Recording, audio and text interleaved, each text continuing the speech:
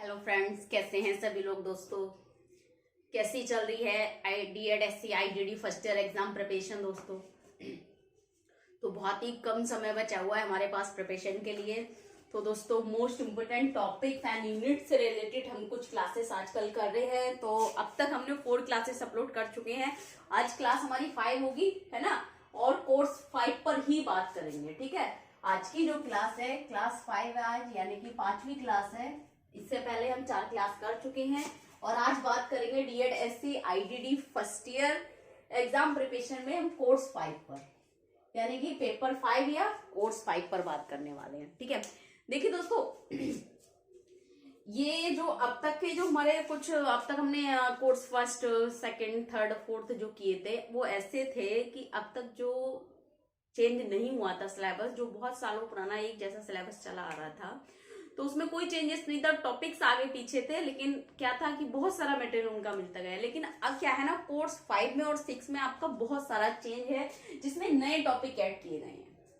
तो कुछ टॉपिक ऐसे हैं जो अपलोड कर दिए गए हैं, कुछ टॉपिक ऐसे हैं जो आपको ओल्ड पेपर में मिलेंगे। अगर आप प्लेलिस्ट में उनको सर्च करेंगे तो ओल्ड पेपर में मिलेंगे, मिल जाएंगे। टॉपिक्स जो नहीं मिलेंगे उनको मैं अपलोड करूंगी क्लासेस। ठीक है, तो आप परेशान ना हो कि मैम आपने क्लासेस अपलोड नहीं किए, ये टॉपिक की है जो क्वेश्चन आप बता रहे हैं, तो उनके जो टॉपिक होंगे वो मैं आपकी न्यू प्लेलिस्ट में ऐड कर दूंगी। ठीक है, जो मैंने पहले अपलोड कर चुकी हूँ। ठीक है, तो आप इस चीज की टेंशन मत लेना कि पहले का जो सिलेबस था वो पेपर 11 में जो टॉपिक पूछा गया है वो अब के कोर्स 5 में पूछा गया है, तो उससे आप टेंशन ना ले। लेकिन क्वेश्चन क्या कह रहा है, उसका आंसर क्या है, या क्या पूछ रहा है टॉपिक आपसे, उसके बारे में देखें। ठीक है, तो वो टॉपिक मैं आपको नई प्लेलिस्ट में ऐड कर दूंगी ताकि आपको ढूंढना ना पड़े और आपको टॉपिक आसानी से मिल जाए। तो परेशान मत होना कि प्लेलिस्ट में कोई टॉपिक नहीं है, तो वो मैं ऐड कर दूंगी। ओल्ड पेपर में आप देख सकते हैं, सर्च कर सकते हैं इससे रिलेटेड।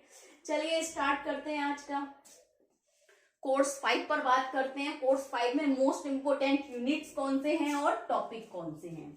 मोस्ट इंपोर्टेंट यूनिट्स की बात करें, जिनसे हम कुछ रिलेटेड क्वेश्चंस की बात करेंगे, जैसे कि यूनिट 1.1 आ जाइए। यूनिट 1 पे यूनिट 1.1 और 2 से एक क्वेश्चन बनता है, यानी कि यूनिट 1 का 1.1 और 1.2 में दोनों को मिलाकर एक क्वेश्चन बनता है। यूनिट फर्स्ट से यूनिट 1.1 का जो टॉपिक है और 1.2 में जो टॉपिक है, दोनों को मिलाकर एक क्वेश्चन बन रहा है जो आपका 10 नंबर में पूछा जाएगा। समझ रहे हैं क्या क्वेश्चन है? पाठ्यक्रम का अर्थ, परिभाषा और अवधारणा को स्पष्ट करते हुए पाठ्यक्रम विकास के सिद्धांतों को विस्तार करें। विस्तार करें यानी कि 10 नंबर में पूछा जाएगा। और जहां बहुत सारी चीजें पूछनी, पाठ्यक्रम का अर्थ बताना है, परिभाषा बताना है, अवधारणा भी बतानी है, और साथ में प्रिंसिपल पूछ रहा है उसके, इसका मतलब आपको 10 नंबर में करना है 250 शब्दों में। और ये प्रश्न आपका आता ही आता है 99%। आप इसको तैयार कर लीजिए, 10 नंबर में पार्ट डी में आपको देखने को मिलेगा। हर साल आता है, हमेशा आता है, और इस बार भी आएगा ही आएगा। तो 10 नंबर के लिए मोस्ट इंपोर्टेंट रहेगा आपका 1.1 से जो क्वेश्चन तैयार हुआ है। 1.1 और 2 से पाठ्यक्रम का अर्थ, परिभाषा, अवधारणा को स्पष्ट करते हुए पाठ्यक्रम विकास के सिद्धांतों को विस्तार पूर्वक समझाइए। ठीक है, 10 नंबर में।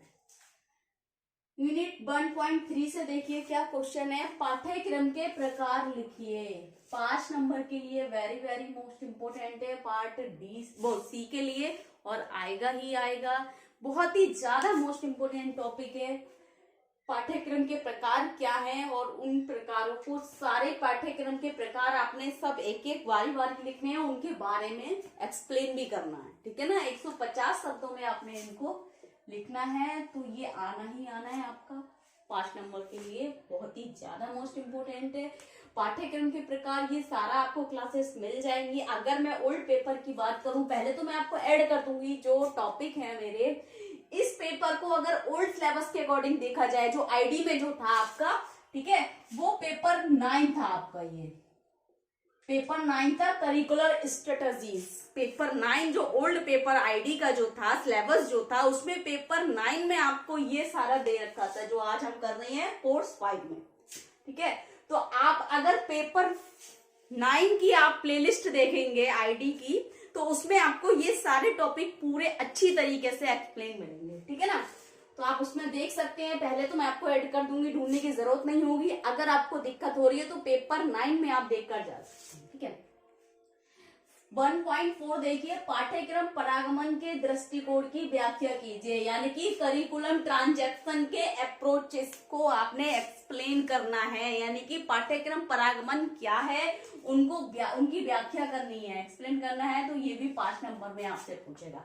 अगर पाठ्यक्रम परागमन के साथ वो चरण पूछ ले, ठीक है ना, या सिद्धांत पूछ ले तो 10 नंबर में आ जाएगा। लेकिन जहां उन्होंने केवल दृष्टिकोण पूछे, अप्रोचेस, दृष्टिकोण मतलब अप्रोच पूछे उन्होंने, करिकुलम अप्रोच कौन से हैं, ठीक है, तो उनको बताना है। 1.5 देखिए, विभिन्न सीखने की जरूरतों वाले छात्रों के लिए पाठ्यक्रम विकसित करने के लिए विचार करने योग्य बिंदु लिखिए। टॉपिक थोड़ा घुमा फिरा के करा गया है, प्रश्न आपको इस तरीके से आएगा या पूछ रहा है।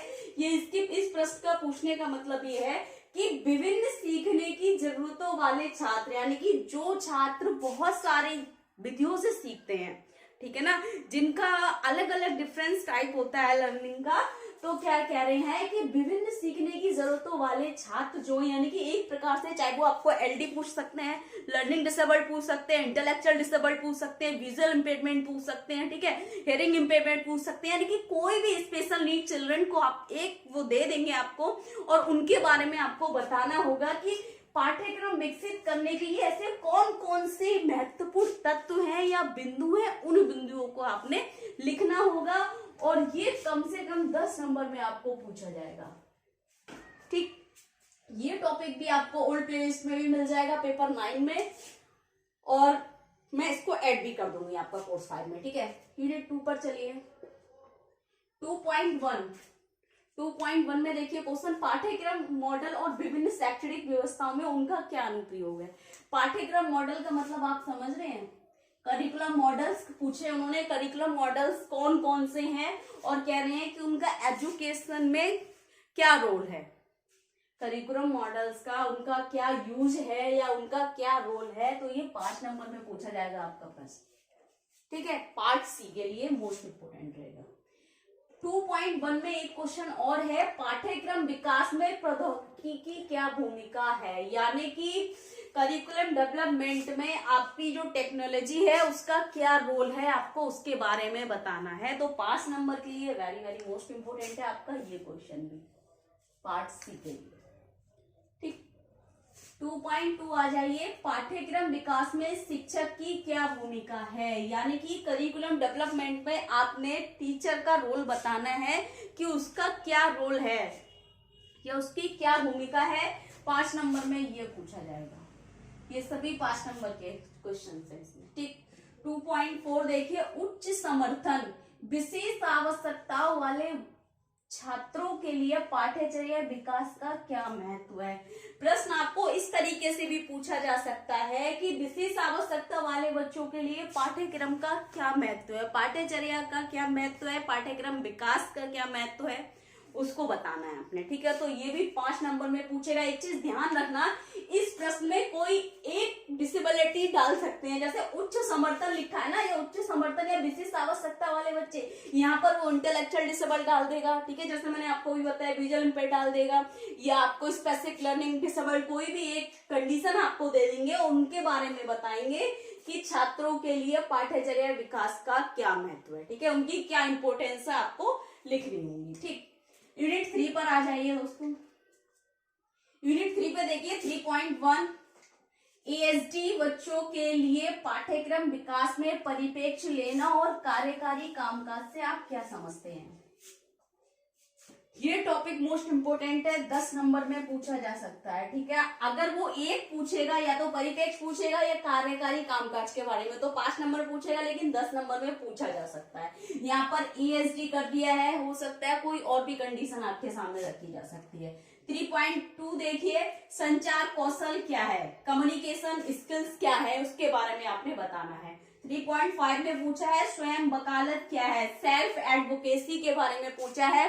तो ये आपको कम्युनिकेशन स्किल्स और सेल्फ एडवोकेसी, स्वयं वकालत आपको ओल्ड प्लेलिस्ट देखिए आप, पेपर 11 में आपको दोनों टॉपिक बहुत अच्छे से मिल जाएंगे ये, ठीक है। ऐड भी कर देंगे इसको, लेकिन अगर आप अभी देखना चाहते हैं तो आप देख लीजिए, ओल्ड प्लेलिस्ट बनी हुई है पेपर 11, ठीक।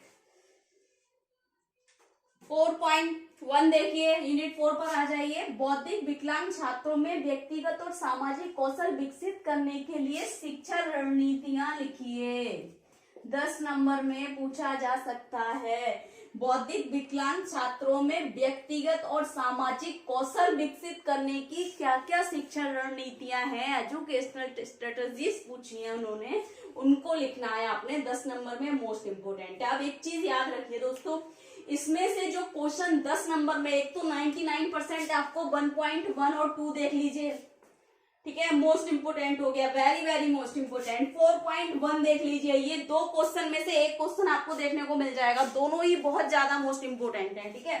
यूनिट 1.1 और यूनिट 4.1 10 नंबर के लिए, ठीक। 4.2 देखिए, कार्यात्मक शिक्षाविदों में पढ़ाने की रणनीतियां कौन कौन सी हैं, ये भी आपका 5 नंबर पूछेगा, 10 नंबर में नहीं पूछेगा।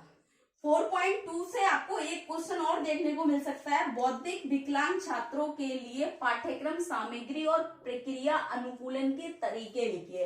यानी कि इंटेलेक्चुअल डिसेबल जो स्टूडेंट्स हैं उनको कह रहे हैं कि करिकुलम मटेरियल उनमें क्या क्या रहेगा, यानी कि जब हम कोई करिकुलम प्लानिंग कर रहे हैं उसके लिए क्या क्या मटेरियल रहेगा और उसको अडेप्टिव करने की क्या क्या प्रोसेस है या क्या क्या प्रक्रिया है, उस प्रक्रिया के आइडियाज लिखने, आपने तरीके लिखने हैं इसमें, ठीक है।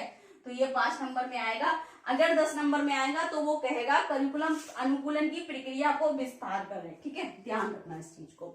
अगर वो इस तरीके से पूछेगा, बौद्धिक विकलांग छात्रों के लिए पाठ्यक्रम सामग्री और प्रक्रिया अनुकूलन के तरीके लिखिए, या पूछेगा सामग्री और प्रक्रिया को समझाइए या विस्तार कीजिए, 10 नंबर में पूछ सकता है, लेकिन नहीं आएगा, मुझे नहीं लगता है 5 नंबर में पूछेगा। तो आपको या तो सामग्री के बारे में पूछेगा या प्रक्रिया के बारे में पूछेगा या पाठ्यक्रम अनुकूलन के बारे में पूछेगा, ठीक। इनमें से कोई एक मिस कर सकता है, ठीक। 4.5 देखिए, मूल्यांकन क्या है, मूल्यांकन के प्रकार लिखिए एवं CCE को विस्तार कीजिए। मूल्यांकन क्या है, इवैल्यूएशन क्या है, मूल्यांकन के प्रकार और CCE को विस्तार कीजिए, 10 नंबर में पूछा जा सकता है। तीसरा क्वेश्चन ये हो गया आपका 10 नंबर का, जो बहुत ज्यादा इंपॉर्टेंट रहेगा। जैसे कि मैंने आपको बताया 1.1, 4.1 और ये आ गया आपका 4.5, जो 99% इनके चांसेस हैं आपके क्वेश्चन में पूछने के, ठीक। यूनिट 5 पर आ जाइए। 5.1 देखिए, SLD छात्रों की जरूरतों के लिए पाठ्यक्रम योजना कैसे बनाएंगे, यानी कि स्पेसिफिक लर्निंग डिसेबल्ड जो स्टूडेंट्स हैं उनके लिए उनकी जो जरूरतें हैं, उनकी नीड्स को फुलफिल करने के लिए हम पाठ्यक्रम योजना यानी कि करिकुलम प्लानिंग कैसे करेंगे उसके बारे में लिखना है। तो ये 5 नंबर में पूछेगा, ठीक। 5.3 देखिए, निर्देशात्मक योजना से आप क्या समझते हैं, ठीक है ना, निर्देशात्मक योजना से आप क्या समझते हैं, इसके चरणों की व्याख्या कीजिए। 5 नंबर के लिए मोस्ट इंपोर्टेंट रहेगा। 2 नंबर में इसकी परिभाषा पूछ सकता है, यानी कि पार्ट बी में इसकी परिभाषा आ सकती है, ठीक है, कहेगा निर्देशात्मक योजना को परिभाषित कीजिए, ठीक। नेक्स्ट देखिए 5.5, पाठ्यचर्या अनुकूलन को विस्तार पूर्वक समझाइए। इसके 70% चांसेस हैं आपको 10 नंबर में पूछेगा, वरना ये आपको समझ लीजिए 5 नंबर में पूछा जा सकता है, ठीक। तो 10 नंबर के लिए आपको 4 टॉपिक हो गए जो आपने तैयार करने, केवल 4 टॉपिक तैयार करने हैं 10 नंबर के लिए, यानी कि पार्ट सी के लिए, जिसमें से आपको 20 नंबर मिलने हैं।